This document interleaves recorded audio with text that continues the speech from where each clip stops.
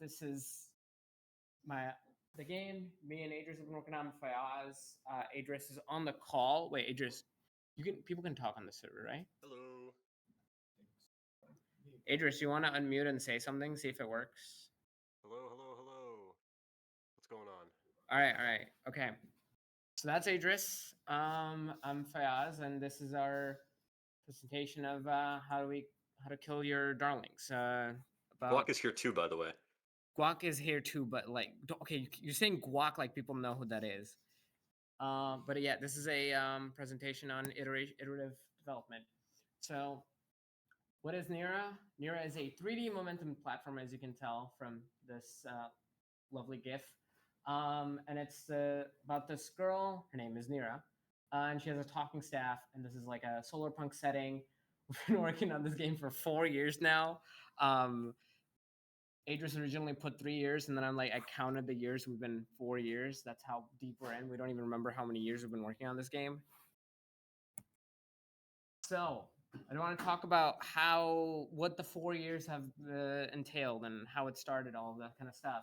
So originally, this is a EEX 494 Project 3 from, I think, the December 2021 showcase. Winter 2021 showcase. And yeah, so we got second place. We lost to some random game. No, it's some like a platformer, but we got second place. Before I actually even joined the class, I participated in a WSoft studio. I worked on Bloom. It was Bloom, right? The first person shooter, and then I'm trying to remember what else I worked on. There was like one other game, and then I was in the studio on and off, kind of during like Ragnarok and some other games. So I've been in the studio before, a couple games, and then so after so that was actually my last semester, winter 2021, and after that, basically took what we learned from the game or from like doing Project 3, from doing WSoft Studio, and then we started from scratch again because it was a Project 3 is like a 3-week project. So we took it from there and like restarted, essentially being like, okay, what do we, now that it's not within the scope of a 3-week project, what does the game actually look like, with the intention of eventually releasing it out on like Steam or something like that. And that's what happened. And then we're now at this point where both of us are employed, have money, so we can actually hire people to work for us for things that we're not good at, including Guac, who's on the call, whose real name is Sean. I don't know if you prefer the Guac title. Idris, do you wanna talk a little bit, or do you want me to handle all of this? Sure. Yeah, if everybody can hear me. Yeah, everyone can hear. Swag. All right. So the core of this concept is kill your darlings.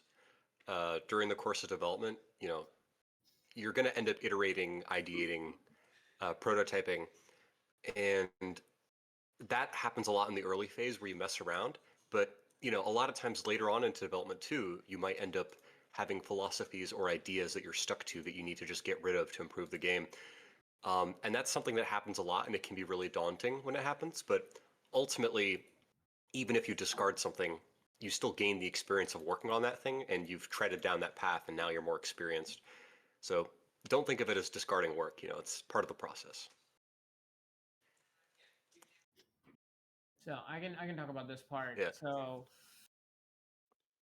the one of our earliest things was obvious. It still is, to be honest. Levels are, this is like the bread and butter of like 3D platformers. So like we had a lot of iterations going through of like, it's just you gotta try some stuff and then it breaks and then you try a different stuff, and that's essentially wow. Okay, I'm done. Actually, that's all I had to say.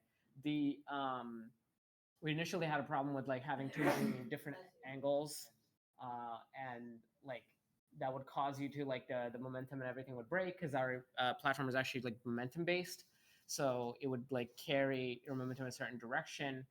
We had to get rid of all these kind of things. We had to make sure that edges were super visible and like make sure stuff is flat or like clearly an angle, because otherwise like random stuff will happen and still happen sometimes. Some like hidden curve somewhere would like or ledge somewhere would like launch the player in a random direction. But we had a lot of those. We fixed a lot of them because we realized that was causing so many problems. Uh, yeah, we tried. Is this a flow thing? Yeah. So this is another thing issue we had is like I mean, there's just like again all the experience that I had was double and then like the 494 class. So coming out of it, it's like okay, learning how to make a good level um, takes like a time to like actually like figure out because if you don't have like I guess like experience, the game you're developing is really the experience. So we kind of like started with like this was one of our original level designs. um, yeah, there were a lot of issues with it. People didn't know where to go, all that kind of stuff. No like visual hierarchy. That just wasn't interesting and fun. Was not taking advantage of our momentum mechanics, for example. But at the same time, we didn't know what we were doing or what we are getting ourselves into. So a lot of it was like we kind of had to make this to move forward to the next part. But if we had just gone like, yeah, this will do, and then just committed to it with instead of like thinking about like, okay, this is our first level, but instead of making another level, can we make this better? And sometimes it was literally just like, okay, we can't make this better. Let's just start over again so that we don't have to think about this like mess and then like think about what we need to do. Uh, yeah, so we actually like the way we did it though, because we were like, okay, we're not sure about how to tackle this, and instead of just throwing random stuff together, we decided to go through the approach of like we literally made this like I don't even know what this is on, like some kind of PowerPoint where we're like, okay, how long do we want it to take? What do we want to teach the player? All those kind of stuff. And then once we had that, we actually like mapped it to a real level. So there was some kind of thought to the actual level design. Kind of yeah, storyboarding the level, actually figuring out just like the white boxing or gray boxing, and then just seeing if it works and seeing if it actually teaches the concepts to the player. Like, does the player know how to play the game? Again, this is the first level of the game, so we did that and immediately noticed much better player experience than if we had just left it alone. Or even just like iterated on it, instead of just being like, nope, this is garbage. Let's just redo the whole thing. Yeah, this is like the point. Good art is deliberate. So if you, I mean, it's fine to like throw stuff together, but that's when you're like trying to figure out what's good and what's not kind of phase. And then eventually you do want to like you need to have an idea of what you're trying to say or communicate to the player, and make sure all of that is like intentional. Nothing is in there that is like, oh yeah, why did I put it in there? Just because, you know. Do you want to talk about this, Idris? Yeah. So anyway, the game that we're working on is a momentum game. So a large part of the game is figuring out how to navigate the environment and keeping your speed. Um, Originally, I wanted it to be speed and rotation. So the idea being that, oh, I have to use a wall to rotate to the right, or I have to, use like a banked curve or something to turn. And this necessitated a design where it was difficult to turn like in midair. And I ended up with like some pseudo design where you could turn a little bit, but not like after a certain angle, it would prevent you from turning. Ultimately, it ended up feeling very restrictive and kind of annoying because to many players, the most natural thing in the world was, oh, I want to jump and then move around in the air. And it took, yeah, no, pretty much that was the original design. I think we get to the conclusion on the next slide. Yeah, so then after many people told me, hey, I try to turn, and after one person specifically just showed me, hey, this is what happens when I try to turn, it doesn't work, I finally caved and said, okay, fine, I will, out of spite, program like rotation in midair. And after trying it out, I realized, oh wait, no, this actually makes the game a lot more fun. So basically I had a philosophy in my head of, oh, you have to earn your rotation. And then I challenged that philosophy, and it turns out that I actually should have dropped that philosophy. So yeah, sometimes it's good to hang on to certain things and be like stubborn, but sometimes you just have to let go of your ego and just learn to follow the fun. But yeah, also sometimes you will work on systems and mechanics and they will end up being basically canceled. But that doesn't necessarily mean that like the idea is gone. You know, you can kill the idea, but not the man. Neapolitan ice cream.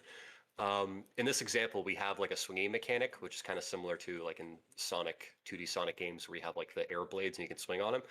And we ditched those because we incorporated those mechanics into a move that lets you stick to things. And now any pole can become an air swinger. Um, Additionally, it's not on this slide, but the sticky mechanic itself actually ended up getting removed and instead ended up getting somewhat incorporated into the core like character controller. So point being, just like I said like way earlier, you will try a bunch of things and you will delete a bunch of things, but the process of creating those things, either you could scavenge some of the like scavenge, you can like recycle some of the old things that you've made, or with that experience, you know, you can use that to improve further mechanics. So yeah. Yeah, I think we've scrapped like over 10 mechanics or something like that. Even like this one mechanic or like one implementation, we're calling it the cane mechanic. That's the name of your staff. Yeah. The the mechanics, yeah, like even every idea, we've scrapped so many. Like even if you even going back to our like 494 demo, it's a completely different implementation, and it's not even in the current demo. But yeah, so we also follow the same process. The design philosophy applies to pretty much every aspect, including music. Like you might like there's songs that we've written for the game that have gone scrapped, that gone changed, that we added more stuff. Like there's like changes that needs to happen sometimes. Like sometimes we have other people coming in, adding more stuff, and just unless something really fits, change it. Maybe like change it until you're like satisfied, because it's not just it's like I forgot the sentiment that someone's talking about. It's a no until it's a hell yeah kind of situation, where you have to really especially if you want to make a great game, you have to really be like committed to the idea and really like it. um but yeah, we've scrapped so much music as well and tried a bunch of things, and if it didn't fit, I mean, oh well, it was just an experiment to see what works and what doesn't work. um, but yeah, that's all I had to share in terms of like actual things, iterations that we went through, what our history of the game has been so far. This is our Discord, and we have a Steam page you can wish list. I do have a this is an outdated demo right now. We're gonna have a new demo out soon, but I do have a very like literally hot off the press an hour ago uh build for us to play. So yeah, sure. If you wanna set it up. Did anyone have any questions?